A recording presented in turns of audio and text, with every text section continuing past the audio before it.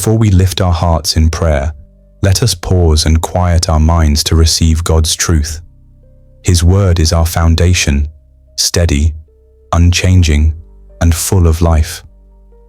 As we reflect on Scripture, may it prepare our hearts to speak with Him honestly and openly. Psalm 19 verse 14 tells us, "May the words of my mouth and the meditation of my heart be pleasing to you, O Lord, my rock and my redeemer." Notice how there is a clear distinction made between the words we speak and what our hearts meditate upon. This distinction is profoundly important for our spiritual lives. Have you ever found yourself offering words of encouragement to someone while your own heart was troubled? Or perhaps you have encountered someone whose words did not match the true intentions of their heart. God desires not only that we speak words of praise to Him, but that our hearts are genuinely filled with that same praise. He seeks people who do not merely claim to love Him and His word, but who truly love Him with their whole hearts and sincerely meditate on His teachings. Matthew 15 verse 8 reminds us of this truth. "These people honor me with their lips, but their hearts are far from me." Dear friend, do not be the type of person who honors God with mere words, while your heart remains distant from Him. I urge you today to sincerely pray the words from Psalm 19. "May the words of my mouth and the meditation of my heart be pleasing to you, O Lord, my rock and my redeemer." Why is the heart such a crucial area of our lives? Why is God so concerned about its condition? Because the heart is central to everything we are. When you love, that is a matter of the heart. When you harbor hate, that is a matter of the heart. When bitterness, resentment, or unforgiveness take root, these are all matters of the heart. The heart is essential to your spiritual health and must be guarded carefully. We should never allow just anything to develop within our hearts. Scripture warns us that the heart is deceitful above all things, and we are instructed to guard it with all diligence, because from it flow the issues of life. If you desire true and lasting change, you must reach a point where you withhold nothing from God, especially not your heart. Ezekiel 36 verse 26 gives us this beautiful promise. "I will give you a new heart, and a new spirit I will put within you. And I will remove the heart of stone from your flesh, and give you a heart of flesh." Now is the time to place your faith in Jesus. Today, if you hear His voice, do not harden your heart. Instead, welcome Him in to transform your life completely. Proverbs 6 verses 16 through 19 tells us, "These 6 things the Lord hates.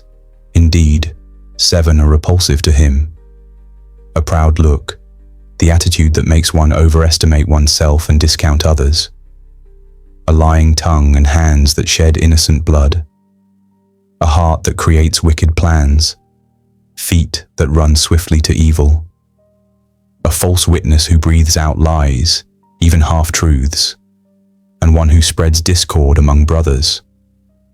In Luke 9 verse 62, Jesus says, "No one who puts his hand to the plow and looks back is fit for the kingdom of God." We must keep our eyes forward, fixed on Him, never looking back to what we have left behind. The Lord desires our complete surrender, not a divided heart that yearns for what we have been called to leave. Mark 10 verses 29 through 31 offers this profound promise. "Truly I say to you, there is no one who has left house or brothers or sisters or mother or father or children or lands for my sake and for the gospel who will not receive 100-fold now in this time, houses and brothers and sisters and mothers and children and lands, with persecutions, and in the age to come, eternal life. But many who are first will be last, and the last first." The Lord assures us that anything we surrender for His sake will be restored many times over, both in this life and the next. When we choose Him above all else, we gain everything that truly matters. Let us pray together now with open and sincere hearts. Lord Jesus, I praise you because you are awesome and mighty. You have said in your word, "Behold, I stand at the door and knock. If anyone hears my voice and opens the door, I will come into him and dine with him, and he with me." I open my heart to you now, Lord. I am opening my heart completely to you, Lord Jesus. Purge me of all sin. Set me free from pride, from anger, from unforgiveness. Help me to be someone who is truly transformed in mind and heart. Strengthen me to strive earnestly to be like you, to follow in your footsteps with each passing day. Give me a pure and passionate desire to follow you and become an imitator of Christ. I pray that the words of my mouth and the meditation of my heart would be pleasing to you, my rock and my redeemer. Give me the grace, the strength, and the determination to look forward continuously, keeping my eyes fixed on you, rather than looking back at what lies behind. Lord Jesus, I surrender all to you.